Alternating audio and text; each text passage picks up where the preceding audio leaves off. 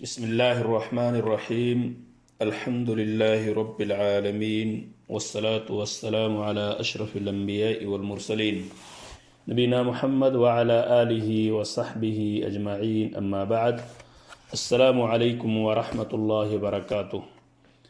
معزز سامعین کرام، صفت الصلاح سے متعلق بات چل رہی ہے۔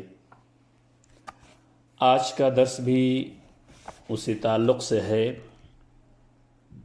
مسئلہ نمبر 204، 205، 206 اور 207، 208 یہ مسئلے آپ کے سامنے پیش کیے جا رہے ہیں۔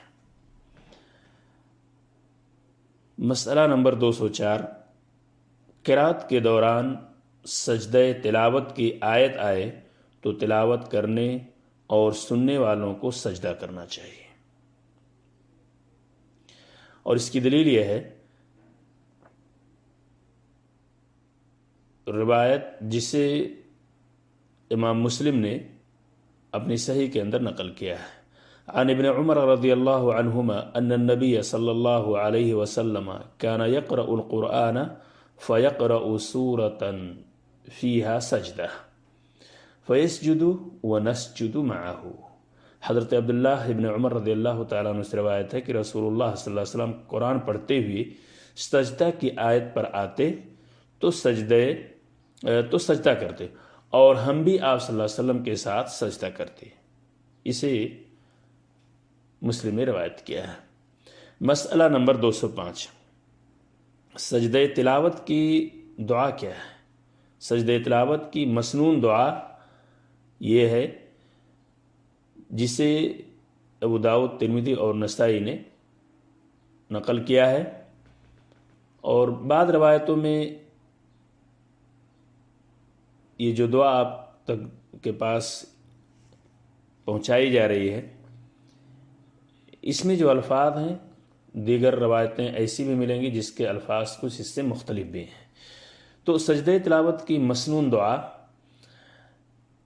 عن عائشہ رضی اللہ عنہا قالت كان النبی صلی اللہ علیہ وسلم يقول في سجوده او في سجود القرآن باللیل سجد وجهي للذي خلقه وشق سمعه وبصره بحوله وقوته، رواہ ابو داود والترمذی والنسائی۔ اس حدیث کے اندر وہ دعا موجود ہے جسے سجدہ تلاوت کے وقت پڑھنی چاہیے۔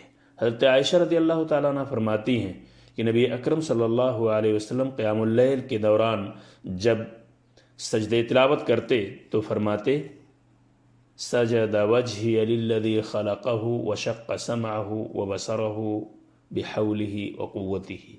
اس کا ترجمہ یہ ہے کہ میرے چہرے نے اس ہستی کو سجدہ کیا جس نے اسے پیدا کیا، اور اپنی طاقت و قدرت سے اس میں کان اور آنکھیں بنائی۔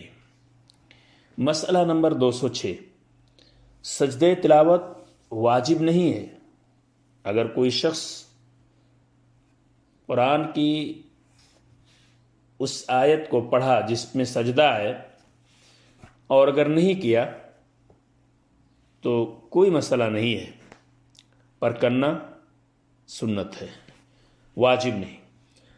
اور اس کی دلیل یہ ہے عن زید بن ثابت رضی اللہ عنہ قال قرأت على النبی صلی اللہ علیہ وسلم النجم فلم يسجد فيها متفق علیہ۔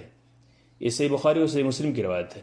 حضرت زید بن ثابت رضی اللہ تعالیٰ عنہ فرماتے ہیں میں نے نبی اکرم صلی اللہ علیہ وسلم کے سامنے سورۃ النجم کی تلاوت کی تو آپ صلی اللہ علیہ وسلم نے سجدہ تلاوت نہیں کیا۔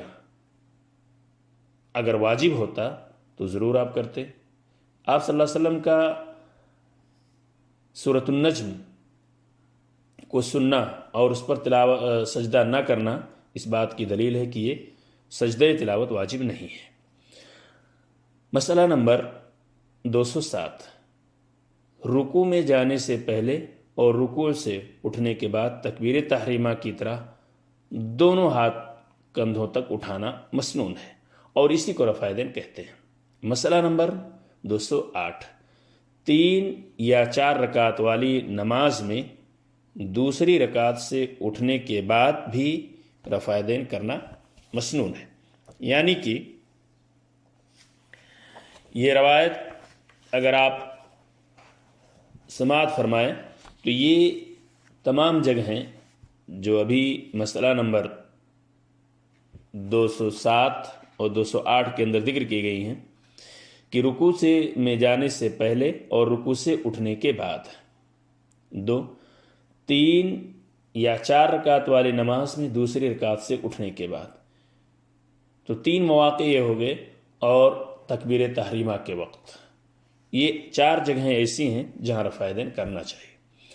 عن نافع ان ابن عمر رضی اللہ عنہ كان اذا دخل في الصلاة كبر ورفع يديه واذا ركع رفع يديه واذا قال سمع الله لمن حمد رفع يديه واذا قام من الركعتين رفع يديه ورفع ذلك ابن عمر الى النبي صلی اللہ علیہ وسلم. رواہ البخاری. حضرت نافع رضی اللہ تعالیٰ عنہ روایت کرتے ہیں کہ عبداللہ ابن عمر رضی اللہ عنہما جب نماز شروع کرتے تو اللہ اکبر کہہ کر دونوں ہاتھ اٹھاتے، تکبیر تحریمہ کے وقت رفع یدین کرتے. تو اللہ اکبر کہہ کر دونوں ہاتھ اٹھاتے، اور جب رکوع کرتے، رکوع میں جاتے وقت تو دونوں ہاتھ اٹھاتے، اور جب رکوع سے اٹھنے کے لیے سمیع اللہ لمن حمدہ کہتے تو پھر دونوں ہاتھ اٹھاتے. اور جب 3 یا 4 رکعتوں والی نماز ہوتی تو اس میں 2 رکعت کے بعد جب اٹھتے تب بھی دونوں ہاتھ اٹھاتے، یعنی رفع یدین کرتے، اور فرماتے کہ نبی اکرم صلی اللہ علیہ وسلم اسی طرح کیا کرتے تھے. اسے بخاری نے روایت کیا ہے. تو رفع یدین کے تعلق سے یہ 4 جگہیں جہاں پہ رفع یدین کرنا چاہیے اگر 4 رکعت والی نماز ہے تو، اور 2 والی نماز ہے، 2 رکعت والی ہے تو ظاہر سی بات ہے پھر 3 ہی جگہوں پہ کرنا ہے. پہلی جگہ تکبیر تحریمہ کے وقت، رکوع میں جاتے وقت، رکوع سے سر اٹھاتے وقت، اور 4 رکعت والی نماز میں تشہد اول کے بعد تیسری رکعت کے لیے کھڑے ہوتے وقت. اللہ تعالیٰ سے دعا ہے کہ اللہ تعالیٰ ہم سب کو نبی اکرم صلی اللہ علیہ وسلم کے طریقے کے مطابق نماز کی ادائیگی کی توفیق عطا فرمائے. آمین. السلام علیکم ورحمۃ اللہ وبرکاتہ.